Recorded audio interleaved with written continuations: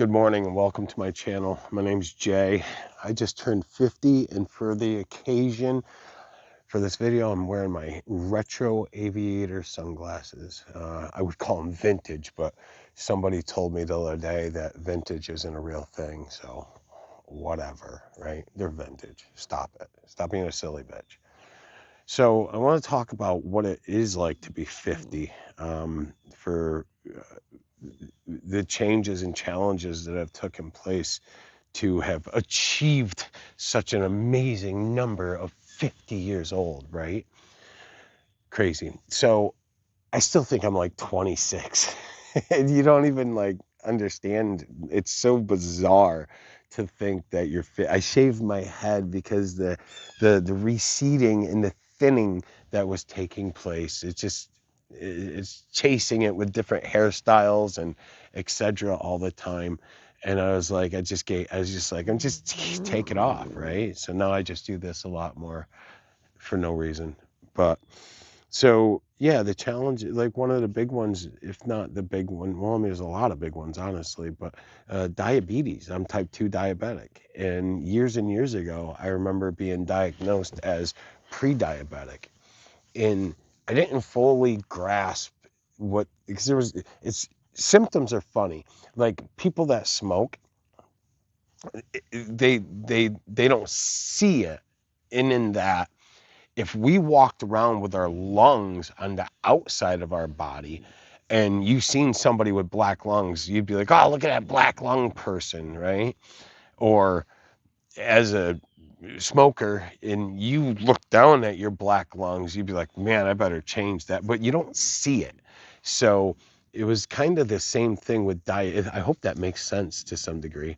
Um, any of it. That was kind of the same thought with diabetes. I didn't really feel it. I didn't really see it. There was no real like telltale to it. I felt fine. They just did a blood test and they said, hey, you're pre-diabetic. I was like, oh, okay. Moving on, right? And now that I'm type 2 diabetic and I take metformin, like the highest dose of metformin, I'm like that far away from having to take insulin if I don't keep it under control.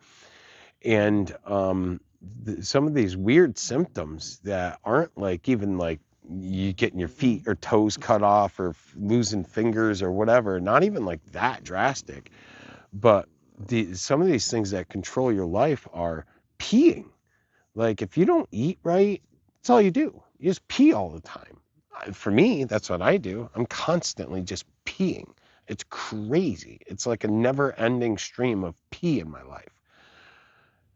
It's like every literally 10 minutes. If you don't eat right, your bladder controls your life. It's bizarre.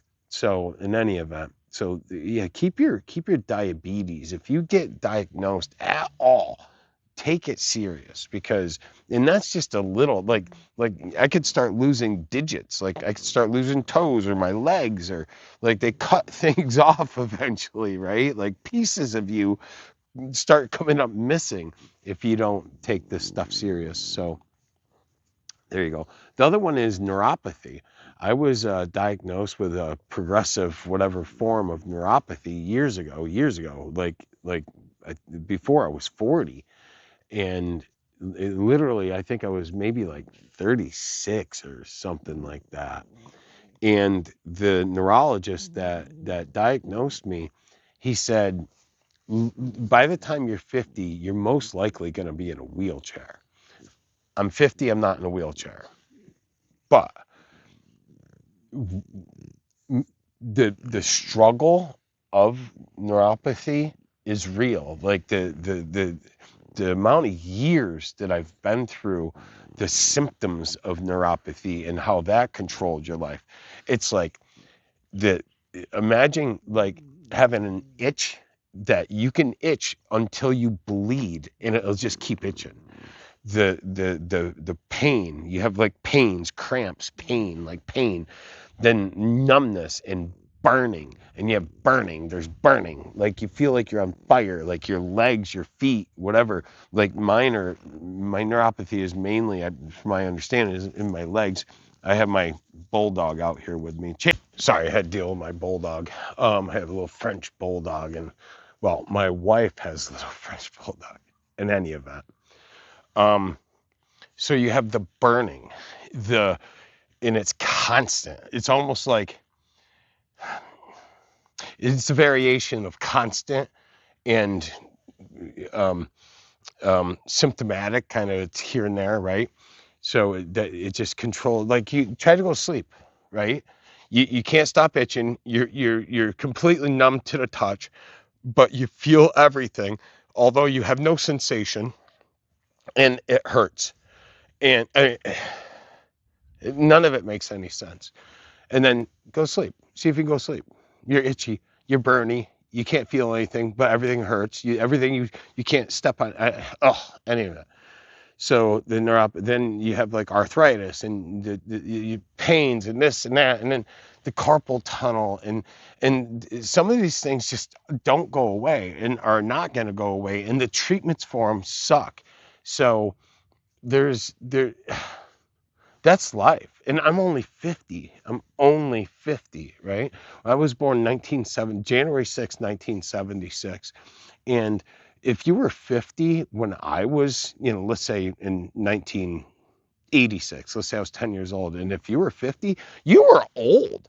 It was like over for you, right? Now I'm 50.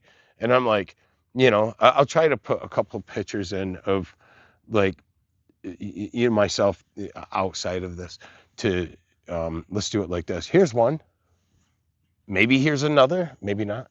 um to Because the people when I was a kid that were 50 did not look like me. It's crazy.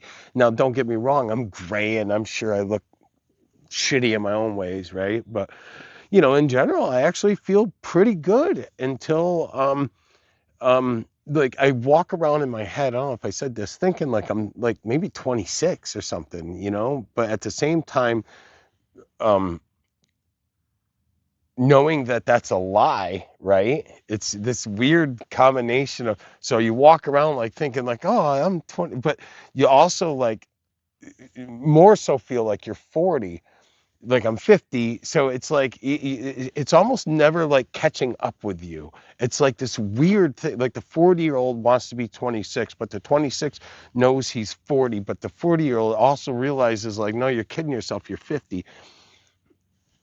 What? Right? So you got the diabetes, the neuropathy, the carpal tunnels, the tennis elbows, the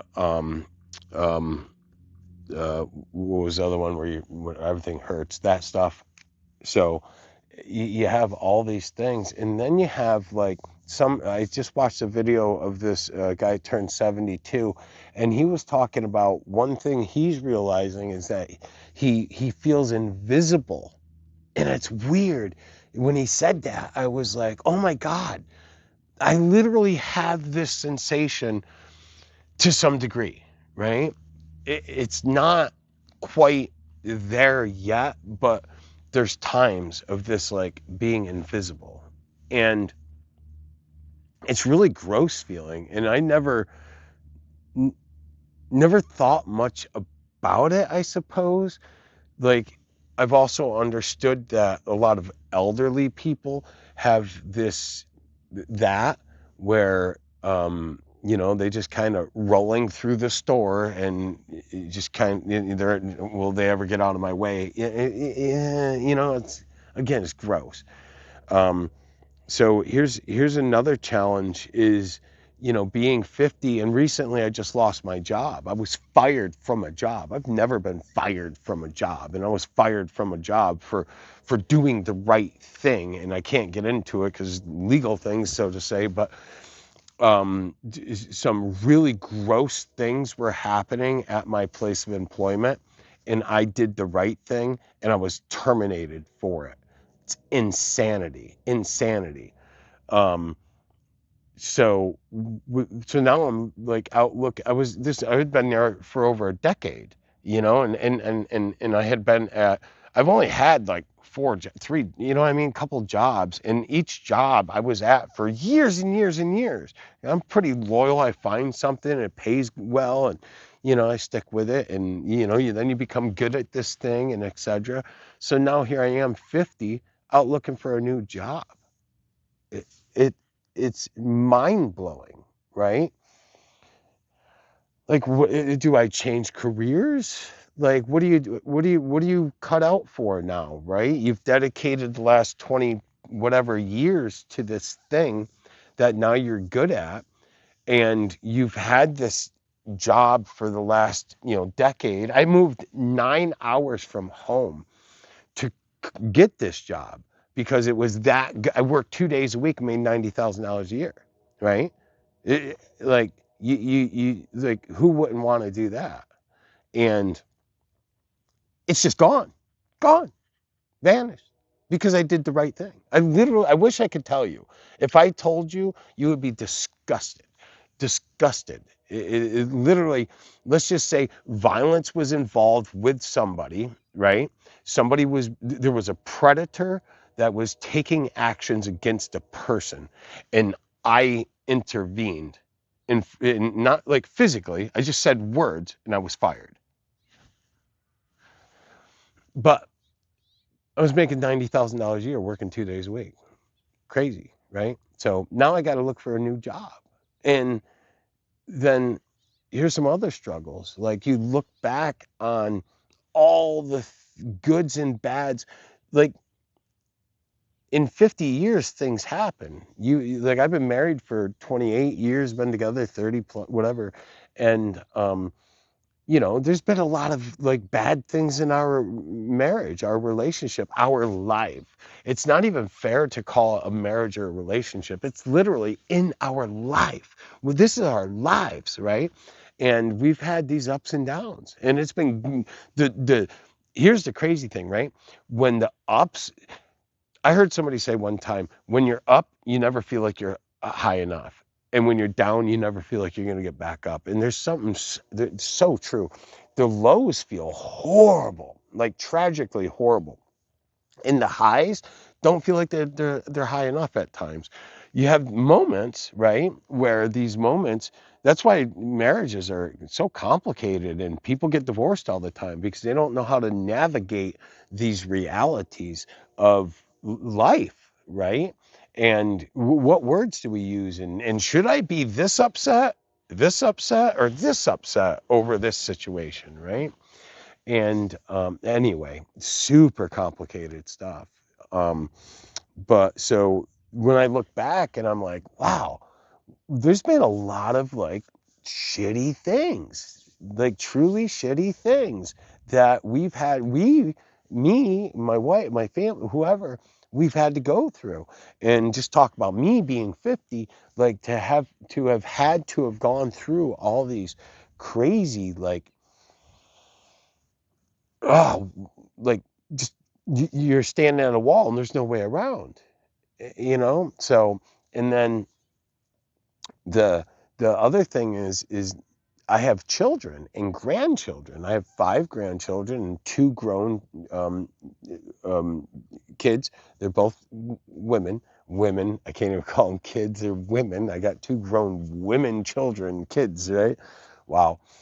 Um, that are going through all these crazy things too. So now, like, it was one thing when I was navigating through it, because I'm me and I handle things the way I handle things, and go at things the way I go at things, and etc. But it was me navigating through it, and I feel like I did pretty well, all things considered. And I had help, and this and that and other thing. Nothing crazy help, but I had people that loved me and were helping look out for not just me, but my wife and my kids. So my dad give me $20 or something when times were tough, or my wife's mother and her stepfather, etc., would step in and help with something that was needed to be resolved, or else we would just get pushed back so far that. So in any event, we had a lot of love, but I would say minimal help, but for sure help. And the gratitude, like, I don't even know what it would be if we didn't have, let's just even say that $20 at the time, right? So But I look and I see my kids going through it, and it's crazy. It's crazy that they're just they're they they're in the pits of it because they haven't gotten to the point where I am at 50, where yes, I've lost my job, but I've created skill sets in a career, and I can go out and get a job like that. It might not be the one I want, but so in any event, I sit here and watch my kids go through this craziness. So in any event, I guess there's some stuff. Yeah, I don't know. Thanks for listening, and I wish I could have made this faster. I guess maybe I'll try it again. I don't know, but yeah, take care of yourself, and know the struggle's real. And um, yeah, I don't know. Go do some push-ups or something. All right. You don't get diabetes. All right. Take care.